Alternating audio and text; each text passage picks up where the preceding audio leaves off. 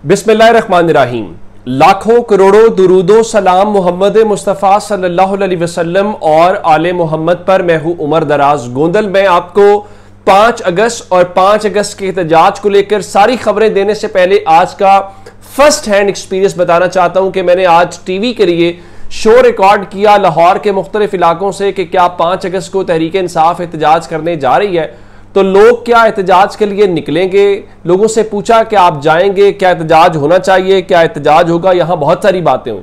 More than 75% यानी 2/3 अक्सरियत इस बात के ऊपर कायल थी कि एहतजाज होना चाहिए, और या किसी ने कहा कि मैं जाऊंगा, या किसी ने कहा कि मैं एहतजाज की हिमायत तो करता हूं लेकिन मेरे मामलात ऐसे हैं कि मैं यहां से निकल नहीं सकता, या जो भी उसने उसकी वजह बताई। एक बात हो गई। दूसरी बात यह है, यहां पे बहस होती रही कि जी इमरान खान के बेटे नहीं आ रहे तो बाकी को तो इमरान खान निकालते हैं। तो इमरान खान ने कहा कि देखें, और मेरा भी इस हवाले से ये एक ओपिनियन है कि इमरान खान को रिहा करवाना उनके बेटों का काम नहीं है। इमरान खान को रिहा करवाना उनका काम है जो इमरान खान के नाम के ऊपर वजीर आला बने हैं, अपोजिशन लीडर बने हैं, MNA बने हैं, MPA बने हैं, एडवाइजर बने हैं, मिनिस्टर बने हैं, कोई भी ओहदा लिया है। ये उनका काम है जो इमरान खान का नाम तस्वीर बेच के बेनिफिट्स ले रहे हैं। इमरान खान के साहबजादे तो जब वो वजीर आजम थे एक बार भी पाकिस्तान नहीं आए, तो उन्होंने बतौर वालिद तो वो चाहेंगे कि उनका वालिद बाहर आए, और उनकी बहनें भी चाहेंगी, लेकिन ये काम उनका है। लेकिन फिर भी कहा गया इमरान खान के बेटों को लेके, फिर इमरान खान ने कहा कि मैं अकेले ही काफी हूं, तो लोगों ने समझा कि इमरान खान के साहबजादे नहीं आएंगे। तो उस हवाले से उन्होंने कहा देखें, ऐसा नहीं है कि हम ये कह रहे हो कि इमरान खान के साहबजादे पाकिस्तान नहीं आएंगे, हम ये कह रहे हैं कि वो तहरीक को लीड नहीं करेंगे, बाकी वो आए, क्योंकि तहरीक को लीड करने का मतलब ये होगा कि वो मौरूसी सियासत जो है उसकी बात हो जाएगी। अब से थोड़ी देर पहले अलीमा खान जो इमरान खान की हमशीरा है, उन्होंने ट्वीट किया, और उस ट्वीट में उन्होंने खबर दी है कि इमरान खान के जो बेटे हैं कासिम और सुलेमान, उन्होंने पाकिस्तान आने के लिए बाज़ाब्ता तौर पे पाकिस्तान का जो हाई कमीशन है वहां पे वीज़ों की दरखास्त जमा करा दी है। उन्होंने पहला प्रोसेस यानी उनकी तरफ से इनिशिएट हो गया है, और उनके मुताबिक उन्होंने हाई कमीशन के अंदर चंद रोज कबल दरखास्तें वीज़ों की जमा करवाई हैं, और पाकिस्तान के जो हाई कमिश्नर है वहां पे गालिबन डॉक्टर फैसल है, तो उनके मुताबिक उन्होंने ये कहा है कि वजारत दाखिला से मंजूरी के बाद उनका वीजा जारी होगा। तो अब मेरा ख्याल है राना सनाउल्ला हूं, ख्वाजा आसिफ हूं, या दीगर अफराद हूं, मोहसिन नकवी हूं, अब करें जरा बिस्मिल्लाह। अब इमरान खान के बेटों को वीजा जारी करें, वो पाकिस्तान आना चाहते हैं, वो तहरीक को लीड करना चाहते हैं, तो उनको करने दिया जाए। अब ये नहीं होना चाहिए कि जी वो हम उनको इजाजत ही ना दें। अगर आपने 5 अगस्त से पहले इजाजत ना दी तो अब उनके ऊपर नहीं होगा कि वो नहीं आए, आपके ऊपर होगा, क्योंकि उन्होंने 5 अगस्त से पहले वीजा अप्लाई कर दिया हुआ है। वीजा तो एक दिन में आप देना चाहें तो दे सकते हैं, अगर आपने ना दिया तो सियासी तौर पर अब आपका नुकसान होगा, और लोग कहेंगे कि आपने उनको वीजा नहीं दिया और आप उस चीज से जो है वो डर गए हैं। तो मेरे ख्याल से अब इस हवाले से उनके ऊपर नहीं होगा बल्कि आपके ऊपर होगा कि तहरीक इंसाफ का जितना काम था उन्होंने वो काम कर दिया है, आपने वो काम नहीं किया। और इसके बीच में अब इसमें आप खान साहब को कहें या इमरान खान की पार्टी की जहानत की दाद दें कि उन्होंने कम से कम पहले नंबर पे तो इसको मोमेंटम बिल्ड करने के लिए ये कहा कि इमरान खान के साहबजादे आ रहे हैं। चूंकि कारकुन की एक अटैचमेंट होती है, एक इमोशनल या जज्बाती वाबस्तगी होती है, तो अब आप उसको अमली तौर पे लेके जा रहे हैं और इमरान खान के साहबजादे आते हैं, तो फर्क कितना पड़ेगा, ये खबर एक अपनी जगह के ऊपर मौजूद है। और जहां तक बात है तहरीक इंसाफ की ग्राउंड के एज ए पार्टी, आज बहुत सारी बातें हैं।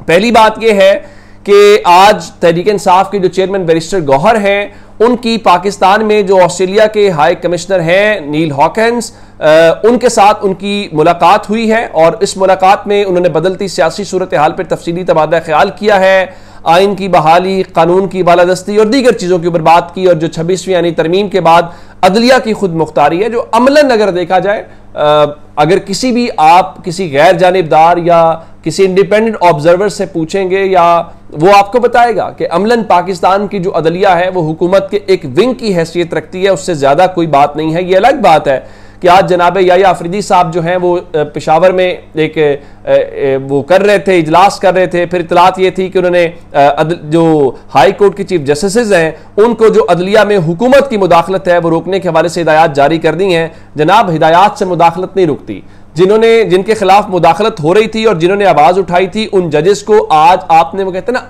दीवार में चुन देना, एक एक जज को साइड पे किया। यानी आपने मोहसिन अख्तर कियानी साहब को चीफ जस्टिस नहीं बनने दिया, आपने उन 5 आजाद जजेस को जो इस्लामाबाद हाई कोर्ट के हैं उनको साइड पे कर दिया। Seniority chief justice Yahya Afridi आप तय नहीं कर पाए, आपके होते हुए पाकिस्तान में फौजी अदालतों को जायज करार दिया गया, आपके होते हुए मखसूस सीटों का स्याह फैसला।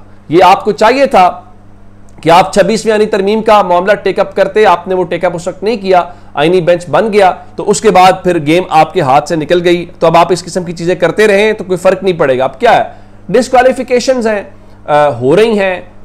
वो आज बड़ा अच्छा तबसरा किया नुसरत जावेद साहब ने, वो कह रहे थे कि देखें, नाअहलियां किसी सियासी जमात को खत्म नहीं करती। ये जो लोग नाअहल हुए हैं वो अमलन अगर देखा जाए तो उनके कद बड़े हुए हैं, ये उनके लिए मेडल्स हैं, ये उनके लिए क्रेडेंशियल्स हैं। कल वो अपने लोगों के सामने कहेंगे कि हमने कुर्बानियां दी हैं, हमने पार्टी के लिए नाअहलियां बर्दाश्त की हैं, तो उनको कोई फर्क नहीं पड़ेगा। और वो नुसरत जावेद साहब कह रहे थे अगर यही चलन बरकरार रहा तो एक वक्त आएगा कि पाकिस्तान के अंदर लोग जो हैं, ये इलेक्शन कमीशन और बाकी तो सब बहुत दूर की बात है, ये SHO के हाथों डिस्क्वालीफाई हो जाएंगे। और रही बात इलेक्शन कमीशन की, तो अब पाकिस्तान में अगर देखा जाए तो आईनी ब्रेक डाउन है। आप खैबर पख्तूनख्वा में इसलिए इलेक्शन नहीं करवाते कि जनाब देखें वहां पे मखसूस सीटें नहीं हैं। अब इधर इजाज शरीफ साहब को डिस्क्वालीफाई किया गया, उसके साथ इन्होंने वो जारी कर दिया उसका शेड्यूल। अब इलेक्शन कमीशन ने पंजाब असेंबली में जनरल लिस्ट के ऊपर होने वाला जिमनी इलेक्शन था, उसको मुलतवी कर दिया। भला क्यों? मुस्लिम लीग नून की तरफ से एक दरखास्त गई कि अगस्त के महीने के अंदर जी हमारे बहुत सारे अरकान असेंबली अवेलेबल नहीं होंगे, तो आप जो है वो ना, उनका बिल्कुल ठीक है, पोस्टपोन कर दिया। उधर इन्होंने NA1 चित्राल से अब्दुल लतीफ चित्राली साहब को नाअहल किया, पेशावर हाई कोर्ट ने उसके ऊपर भी जिमनी इलेक्शन रोक दिया और उसके साथ ही अटॉर्नी जनरल को और इलेक्शन कमीशन को नोटिस जारी कर दिए। फिर इन्होंने यहां पर जमशेद दस्ती जो है उनको डिस्क्वालीफाई किया, डिस्क्वालीफाई करने के बाद उनके हल्के में जिमनी इलेक्शन का वो शेड्यूल दिया, तो उन्होंने कहा जी नहीं, लाहौर हाई कोर्ट ने शेड्यूल को सस्पेंड कर दिया। फिर वो इलेक्शन कमीशन जो पाकिस्तान तहरीक इंसाफ के इलेक्शंस को नहीं मानता, वो पीपल्स पार्टी को मानता है, सबको मानता है। अंदाजा कीजिए कि मैं लाहौर में होता हूं और इस्तेकाम पाकिस्तान पार्टी को भी मैं कवर करता हूं। बताया गया जी लाहौर में 12 और 13 जुलाई को इस्तेकाम पाकिस्तान पार्टी का एक इंट्रा पार्टी इलेक्शन हुआ है। उस पार्टी में जो अब्दुल अलीम खान हैं वो सदर बरकरार हैं या मुंतखब हो गए हैं। अब मैं लाहौर में होते हुए मुझे नहीं मालूम पड़ा कि 12 और 13 जुलाई को ये इलेक्शंस कहां पे था। आमतौर पे उसका ऐलान किया जाता है या हमारे पास खबर आ जाती है या मीडिया को इवन इनवाइट किया जाता है, लेकिन इलेक्शन कमीशन ने उस बारे में बाज़ाब्ता उसको मान लिया। अच्छा, एक और मखसूस सीटों का जो मैं बता रहा था, उसके ऊपर समर हारून बिलोर ने अवामी नेशनल पार्टी छोड़ के मुस्लिम लीग नून में गई, तो उनके लिए अच्छी खबर यह है कि मुस्लिम लीग नून ने उनको MNA बना दिया है। तो अब ये तो होगी एक बात। दूसरी तरफ तहरीक इंसाफ है, तहरीक इंसाफ के उमर अयूब साहब आज खिताब कर रहे थे और उन दहशतगर्दी अदालत के जो जज फैसलाबाद के हैं उनके बारे में जो अल्फाज इस्तेमाल किए वो सख्त अल्फाज थे। और ये होगा, क्यों होगा? इसलिए होगा कि सियासी लोग जब सियासत करेंगे, तकरीरें करेंगे, जलसे जुलूसों में जाएंगे, तो फिर वो शर्म की बातें करेंगे और फिर वो कब्रें याद दिलाएंगे, बहुत कुछ करेंगे। ये पाकिस्तान में फिर पॉलिटिकल स्टंट्स होते हैं, इसको आप कर नहीं सकते। अच्छा, एक खबर मैंने आपको कल दी थी और मैंने आपको बताया था ख्वाजा साद रफीक को लाहौर में हल्का NA 127 में कहा गया, 129 में कहा गया कि आप इलेक्शन लड़ने मियां हाजिर इकबाल साहब वाली सीट के ऊपर, तो उन्होंने माजरत कर ली। अब अगली खबर सुनिए कि पता नहीं क्या वजह है कि मुस्लिम लीग नून को हर सूरत क्यों लाना चाहती है। अब उनको सेनेट की सीट की ऑफर दी जा रही है, उनको पहले भी दी गई, उन्होंने इनकार किया, अब एक बार फिर। और मेरी जराए उनके ऊपर बाकायदा वो दबाव के अंदर है कि आप आए। ख्वाजा साद रफीक अच्छे एक पॉलिटिकल वर्कर हैं, उनको अंदाजा है सिस्टम में क्या करेंगे, ये हाइब्रिड प्लस जो रिजीम है तो उसमें आके उन्होंने क्या कर लेना है।